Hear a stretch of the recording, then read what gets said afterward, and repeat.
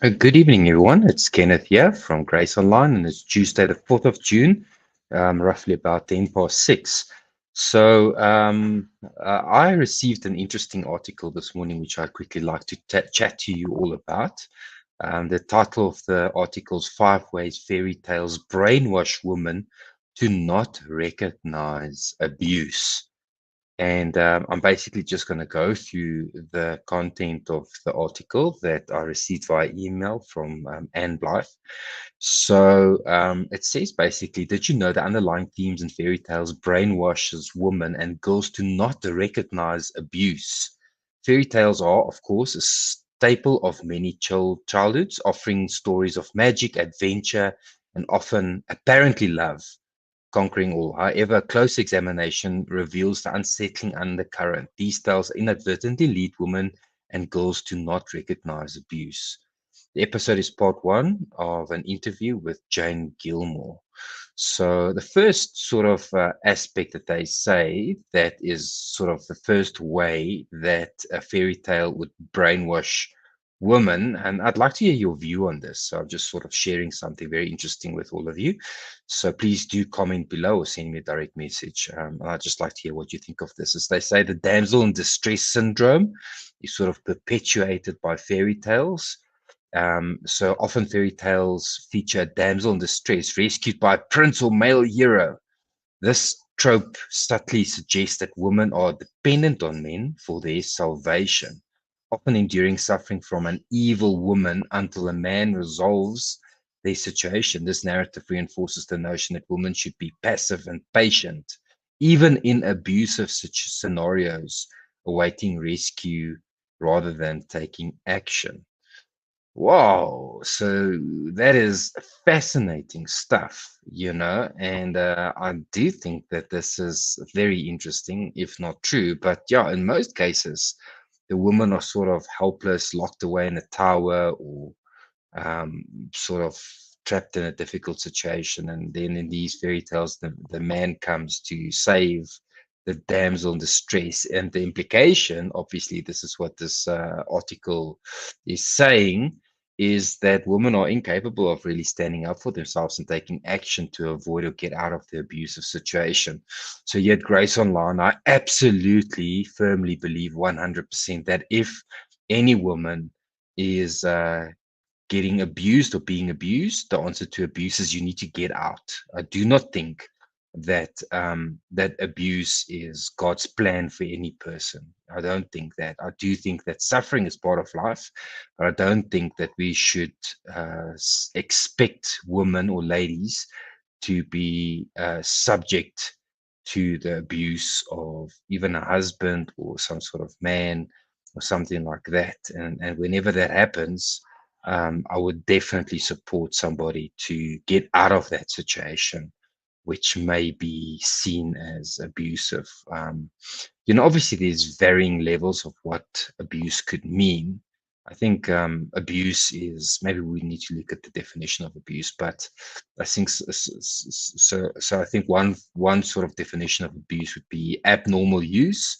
So if we are doing stuff to somebody that is abnormal with not sort of within the norm, it's hard to actually, I'm like sort of thinking out loud here, but it's hard to even say that stuff that's outside of the norm because I think pornography usage is so rampant that that has become the norm. And I do believe that viewing pornography, um, without your partner's permission, not permission, but without your partner's knowledge is a form of abuse. I think there's massive psychological abuse that happens when men betray their partners based on viewing pornography and such. So the second one is glorification of sacrifice and suffering. And then it says fairy tales often glorify characters, particularly women, who endure hardship and experience abuse with grace and patience, suggesting that suffering is noble and leads to a happy ending. So, this dangerous message can lead individuals to believe that tolerating abuse is virtuous and necessary path to true love or happiness. I don't think there can be anything further from the truth, glorifying sacrifice and suffering. So there's absolutely a space for sacrifice And I think that is something that we choose to do. I think sacrifice is something that I choose to give up something, then I've sacrificed. I don't think that suffering through a situation, an abusive space that somebody else is creating, is sort of expected level of sacrifice. So obviously there's levels to this as well. We have to understand that um, that certain things would be a sacrifice, but I think it involves my own free will in the process as well. The third one says romanticizing situations where women don't recognize abuse. And then it says some fairy tales romanticize relationships that are abusive from the start. Characters who engage in stalking, kidnapping, and other forms of abuse are frequently depicted as men who, despite these negative, somehow change throughout the ordeal, or which never happens in real life. Um, so men would change. So it's sort of casting this picture. I don't know. Like I'd like to hear the viewers' feedback on this. What do you think? Do you think fairy tales foster this damsel in distress syndrome? Do you think fairy tales glorify sacrifice and suffering? Do you think that fairy tales romanticize situations where women don't recognize abuse? The fourth one says lack of consent and autonomy. The theme of lack of consent runs rampant in many fairy tales, with female characters often having little say in their fate or relationships. So I've often thought of that, it seems like many women, and there's no blame in my heart. I share this stuff because I care about people. Just go with, whoever's next in their life, like obviously there needs to be some sort of attraction. But I wonder if there's a tie there. It seems sometimes like this is the case. So then it says this lack of autonomy and consent is a form of psychological abuse that teaches women and girls to accept a passive role in their personal and romantic relationships. So passively just going along. This is the guy that I'm with. I'm married to this person who's abusing me, who's hurting me, and I just have to carry on with this. So obviously, I'm not talking about every single situation. I think this can be true in many cases. Is there a lack of consent and autonomy, not like that is expected of women and ladies? So the last one says the redemption of the abusers. So fairy tales frequently conclude with a redemption of the abuser, suggesting that love can change abusive behavior. So my love has been so great for you that it has changed the abusive behavior.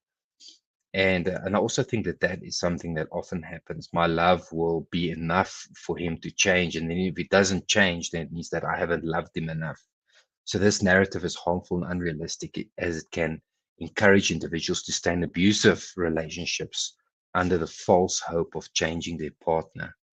So, so I think this is just a fascinating idea, something that I'd like to think about more, is fairy tales, brainwashing, that's a very strong word, women to recognize, to not recognize abuse. Very interesting. And then the five headings would be the damsel in distress syndrome, glorification of sacrifice and suffering, romanticizing situations where women don't recognize abuse, lack of consent and autonomy, and the redemption of abusers. I don't know. I'm saying that I'm seeing some of these things sometimes, and actually, I would think more than sometimes, quite frequently, maybe. And I'm not thinking of anyone specific. I'm really talking in general terms. So I'd love to hear your feedback on this. Do you feel like fairy tales is sort of planting seeds for abuse in a very general sense? Because if it is, then we would need to be careful what we teach our children and be very intentional about telling them that um, that you are not a damsel in distress. You are able and empowered and loved by God enough to get yourself out of the situation, to make decisions. Don't have to just wait for some prince on a white horse to save you, that you don't have to tolerate abuse, and that suffering is not sort of expected as part of life. I would love to teach my little girl that. Romanticizing situation, women don't recognize abuse. So then I would need to say that it's not a good thing if you don't recognize it. You have to see what is happening and accept for what it really is, in spite of the person who is sort of perpetuating the abuser's intentions. Good intentions do not justify behavior, I think. And then the redemption of abusers. Um, my love for you should be a reason for you to fight and take responsibility to change yourself to become the best version of myself. And not my love in itself is your redemption or the thing that will save you. So, anyways, this is just a quick thought for today. I'm super excited to be connecting with you all again tomorrow. Please comment below in the comment section. Let me know what you think. Think of the fairy tales that stand out to you, that you remember from childhood age, and what are the subtle lessons, if any? Um, and yeah, I'd love to hear your thoughts. This is just my thoughts. I'm not judging anyone. I love people and I want to see people thrive and become happy and healthy. It's my absolute passion in life. My heart is to see relationships restored, but not at the expense of any one individual. So yeah, so that is my share for today. So obviously our whole organization is all about helping people to accept and see their value in God and their worth.